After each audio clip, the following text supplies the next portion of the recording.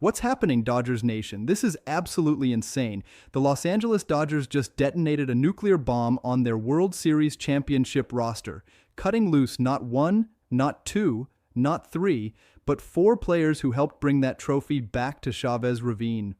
Four contributors to the most dominant championship run in recent baseball memory are suddenly gone, discarded, sent packing in one of the most ruthless and calculated roster purges this franchise has executed in years. And if you think this is just routine off-season housekeeping, you're completely missing what's actually happening here. The Dodgers aren't retooling. They're not making minor adjustments around the edges. They're systematically dismantling pieces of a championship bullpen and reshaping the entire organizational depth chart, heading into what could be the most critical season of this entire dynasty. Before we dive deep into this absolute chaos, I need you to do something for me right now. Smash that like button as hard as you possibly can and hit subscribe because we are so close to breaking 12,000 subscribers on this channel. You guys have been absolutely incredible with your support, and today's bombshell news deserves every single eye it can possibly get.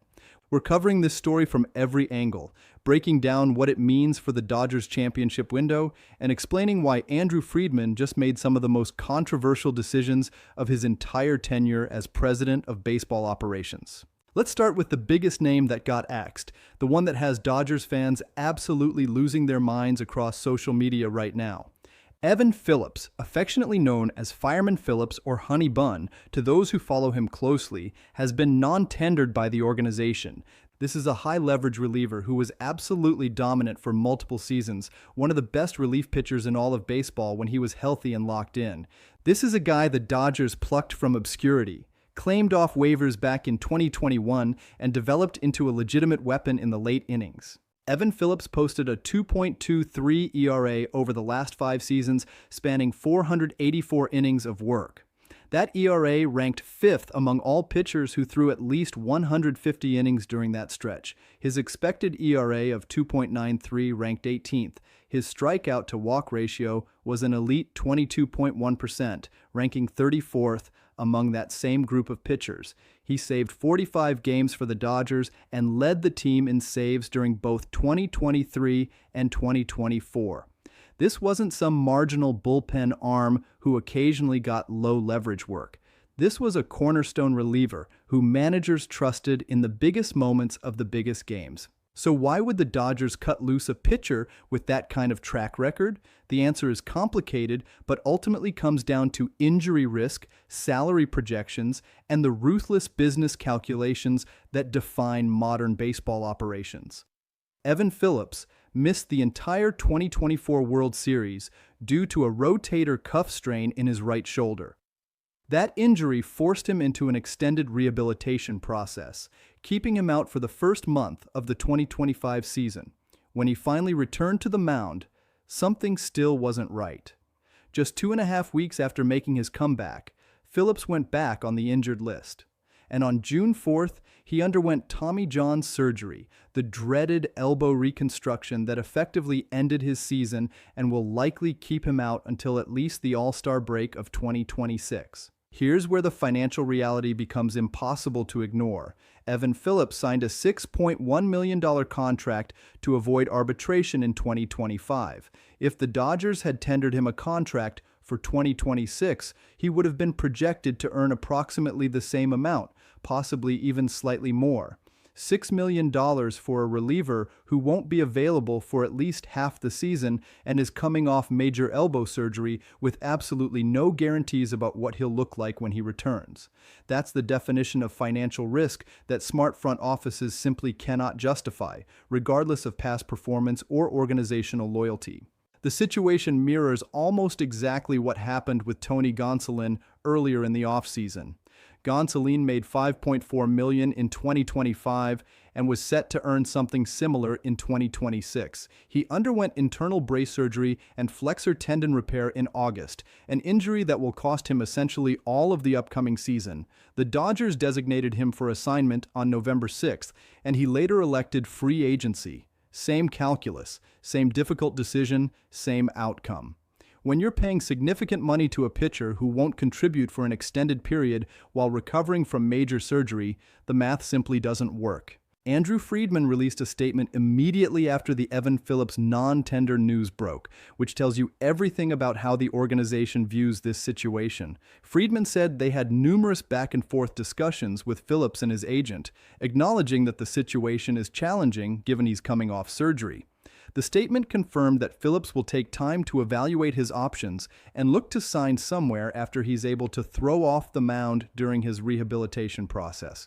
Most importantly, Friedman explicitly said that Evan Phillips has been a huge part of the Dodgers' past success, and that the organization will absolutely continue conversations about potentially bringing him back. That last part is crucial and gives Dodgers fans legitimate hope that this isn't actually goodbye forever. There's a very realistic path where Evan Phillips signs a reduced salary deal with the Dodgers once spring training approaches. The team could place him on the 60-day injured list immediately, allowing him to rehab within the organization where they can monitor his progress closely and put him in the absolute best position to succeed when he's healthy. Maybe it's a $1 million deal, maybe $2 million, something significantly below the $6 million he would have earned through arbitration. For Phillips, this makes sense, because the Dodgers have proven repeatedly that they can optimize pitcher performance better than virtually any organization in baseball. Rehab with them, prove you're healthy, pitch well in the second half of 2026, and then hit free agency where you could potentially land a multi-year deal similar to what guys like Tommy Edman and Teoscar Hernandez secured.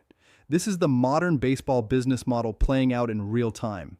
It's brutal and it feels cold when it happens to players who contributed to championships, but it's the reality of how elite organizations maintain competitive advantages over extended periods. You cannot afford to pay premium prices for injured players when there are healthier alternatives available who can contribute immediately. That's not personal, that's mathematics. The second player cut from the roster is Nick Fraso, a pitching prospect who has been on the Dodgers' 40-man roster for 2 full seasons despite never actually pitching for the organization during that time. Fraso was once considered one of the top pitching prospects in the entire farm system, a guy with legitimate upside who seemed destined to contribute at the major league level eventually. But injuries completely derailed his development trajectory and ultimately cost him his roster spot. Fraso missed all of 2024 recovering from shoulder surgery. He also dealt with hip surgery during that time frame. When he finally returned to action in AAA Oklahoma City, the results were absolutely brutal. He posted a 5.49 ERA across 43 games, made 7 starts, and the control issues were alarming with 68 strikeouts against 42 walks in only 77 innings of work. Those are not the numbers of a pitcher ready to contribute at the major league level.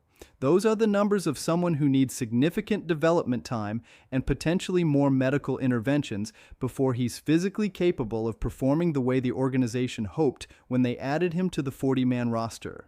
The Dodgers called Fraso up on the second to last day of the regular season, but he was immediately placed on the 60-day injured list to make room for Andrew Heaney. That roster gymnastics move was essentially writing on the wall that his time with the organization was running out. He has 1 minor league option remaining, but at this point the Dodgers have seen enough. They need those 40-man roster spots for players who can actually help them win games in 2026, not developmental projects with significant injury histories and uncertain futures. Now let's talk about the other 2 names that have emerged as potential non-tender casualties, because this roster purge might not be finished yet. According to multiple reports and analyst breakdowns, Brock Stewart and Anthony Banda are both considered strong candidates to be cut loose before the deadline passes. Both are relievers, which tells you everything about how aggressively the Dodgers are reconstructing their bullpen infrastructure heading into next season. Brock Stewart, known as Beef to Dodgers fans who follow the team closely, is coming off surgery and may not be ready for opening day. The Dodgers desperately need bodies who can contribute immediately from day 1 of the season, not pitchers working their way back from medical procedures with uncertain timelines. Stewart has been a solid organizational depth piece, but when you're choosing between keeping injured players versus acquiring healthy arms who can pitch right now, the decision becomes pretty straightforward for front offices chasing championships. The Anthony Banda situation is perhaps the most emotionally difficult cut because he's genuinely beloved by fans and has been a solid contributor when healthy. Banda is a left-handed reliever who became something of a fan favorite, particularly among certain demographics who appreciate his personality and presence. The analysts joked that the lovely ladies of Los Angeles are going to lose their minds if Banda gets cut and signs elsewhere, which is funny but also speaks to how popular he's become within the fan base. But popularity doesn't trump roster construction logic, and Banda faces a significant problem that makes him vulnerable. He has no minor league options remaining for 2026. That means the Dodgers cannot send him down to Triple-A to work on things or make room for other players without exposing him to waivers where another team could claim him. Organizations that prioritize flexibility hate being locked into keeping players on the 25-man roster all season with no ability to adjust. The Dodgers also have numerous left-handed relievers now with Tanner Scott, Alex Vezia, and others on the depth chart. When you combine the lack of options with the organizational surplus of lefty relievers, Banda becomes expendable despite his contributions. Let's zoom out and look at the bigger picture of what these moves collectively represent. After cutting Phillips, Fraso, and potentially Stewart and Banda, the Dodgers will have 37 players on their 40-man roster, including 23 pitchers. That gives them roster flexibility and financial breathing room to make additional moves as free agency and the trade market develop. These aren't panic moves or mistakes.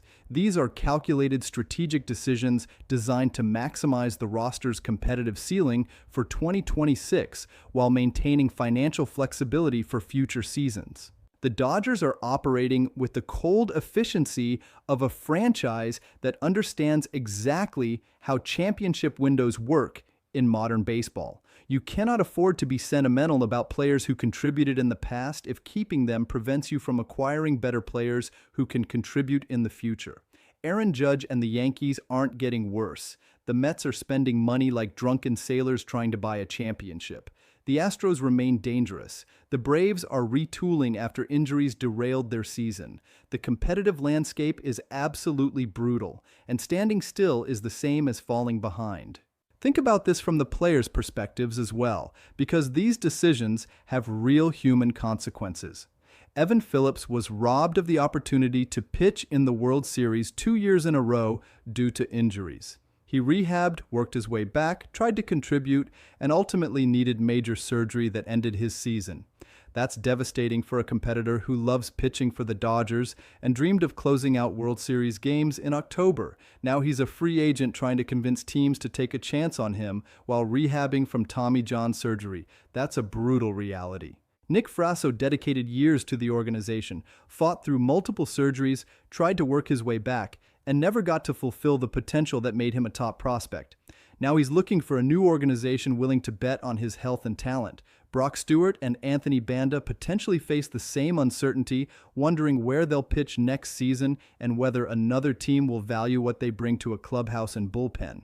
But championship organizations cannot make decisions based on sentiment or loyalty when those decisions compromise the roster's ability to compete at the highest level.